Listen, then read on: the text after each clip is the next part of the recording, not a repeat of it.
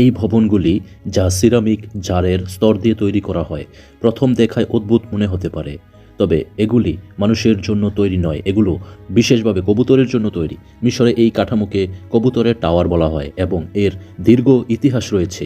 অনেক পরিবার এটি শুধুমাত্র শৌখিনতার জন্য নয়, বরং কবুতর পালনের জন্য নির্মাণ করে, যা কৃষিকাজের খরচ অনেকটাই কমায়।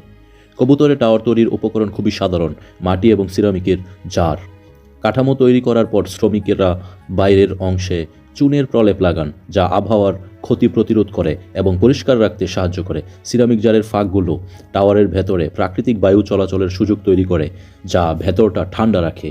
এই চতুর নকশা বনু কবুতরদের আকর্ষণ করে, যারা সহজেই উড়ে এসে এখানে বসতি স্থাপন করে, এবং কবুতর পালনে কোনো প্রচেষ্টা বা খরচ ছাড়াই এটি সম্ভব হয়। মানুষ শুধু কবুতরের ডিমই সংগ্রহ করে না, তাদের বিষ্ঠাও সংগ্রহ করে। কবুতরের বিষ্ঠা মিশরের মতো